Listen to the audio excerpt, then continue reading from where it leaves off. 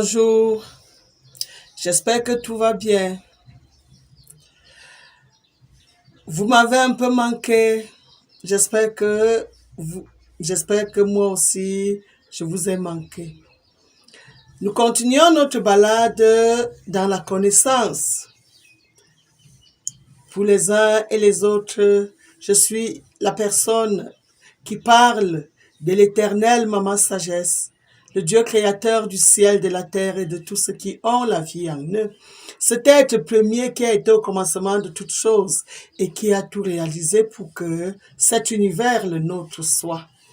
Et certains me posent toujours la question, Maman Bouquet, pourquoi tu aimes toujours définir Dieu? Pourquoi tu ne t'arrêtes pas toujours à Dieu? Je ne m'arrête pas toujours à Dieu parce que il y a déjà tellement de confusion dans l'affaire de Dieu sur la terre que, pour mesure de prudence, chaque produit a besoin d'être toujours accompagné de sa notice. C'est la notice qui fait qu'on connaisse la valeur réelle d'un produit. Et connaître la définition d'un Dieu nous écarte d'un certain nombre de, de, de pertes, d'un certain nombre de déviances. Alors, Maman Sagesse qui passe le temps à intervenir pour corriger beaucoup d'actes que nous posons. Corriger nous renvoie toujours à l'action de supprimer les défauts, de modifier pour rendre correct, d'éliminer ou d'atténuer des erreurs. L'erreur dans laquelle nous allons nous atteler aujourd'hui, c'est celle liée aux funérailles. Les funérailles, chez nous ici en Afrique. Funérailles, cérémonie solennelle en l'honneur d'un mort, appelé également obsèque, qui, selon Dieu, est déjà en train de prendre des ampleurs qui ne sied pas à ce que lui, il aimerait que nous procédons. Je sais que selon la valeur qu'on donne à un cadavre, les funérailles dépendent d'une société à une autre.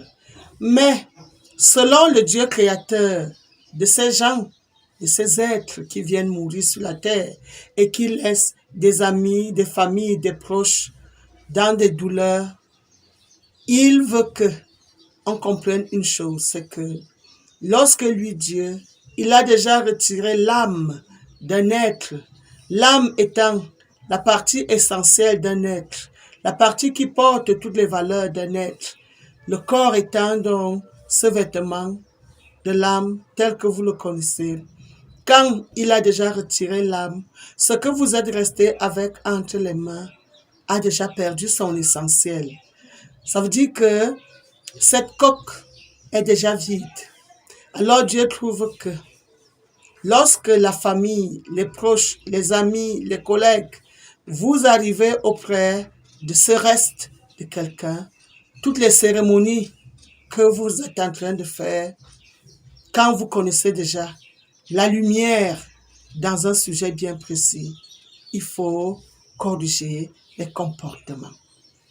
Par exemple, lorsque on ouvre un cahier, là où les amis, ceux-là qui l'ont connu, viennent déposer un petit quelque chose ou un grand quelque chose, Dieu trouve que dépenser ces moyens-là pour l'enterrement du décédé, c'est un gâchis.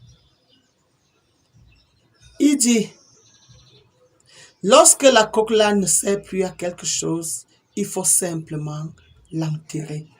L'enterrer dans les conditions de l'art, c'est-à-dire aider ce reste à se dégrader naturellement en terre pour redonner à la terre ce que la terre lui avait emprunté pendant son temps de vie sur terre.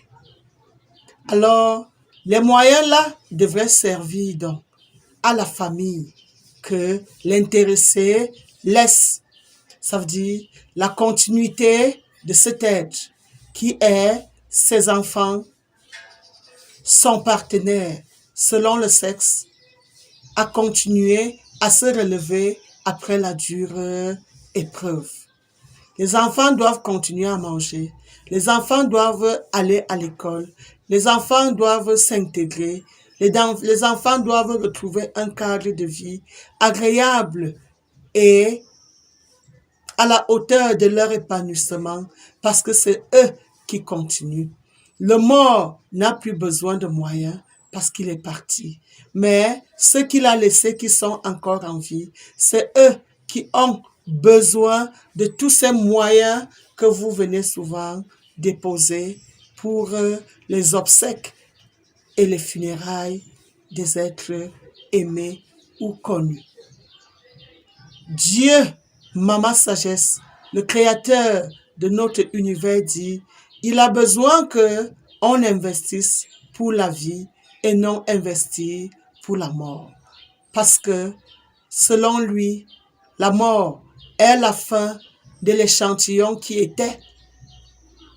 Et tous ces moyens qu'il met à notre disposition sont utiles à celui qui est encore sur pied. Faire d'un lieu de deuil un lieu de fête ne sied pas à la volonté de Dieu.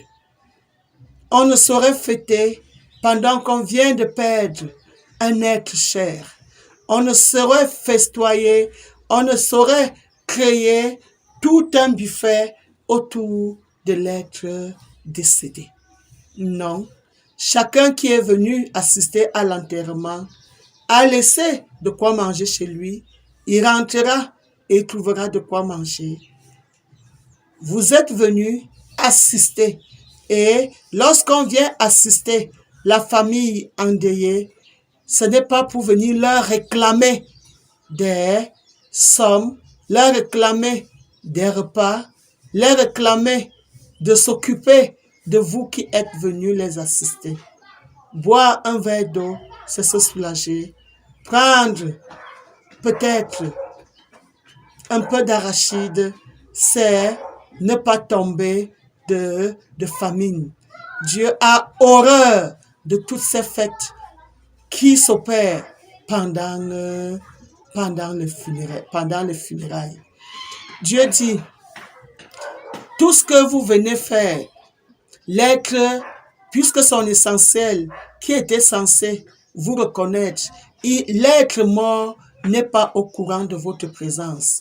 L'être mort n'est même pas au courant de tout ce que vous lui organisez comme fête, de tout ce que vous lui apportez comme aide. Il n'est même pas au courant de votre présence parce qu'il est mort, décédé. Apportez votre appui à quelqu'un lorsqu'il est sur pied, lorsqu'il est conscient, lorsqu'il a besoin de vous. N'attendez pas le moment de la fin, lorsqu'il n'est plus, pour venir lui faire les témoignages. Dites à quelqu'un de son vivant que vous l'aimez. Dites à quelqu'un de son vivant que son apport dans votre vie vous aide vraiment, ou que son apport dans votre vie n'aide pas. S'il peut s'améliorer, c'est étant vivant qu'on peut s'améliorer. C'est étant vivant qu'on peut se corriger. C'est étant vivant qu'on peut se rendre compte d'un certain nombre d'erreurs qu'on pose, les corriger pour élever notre niveau d'action.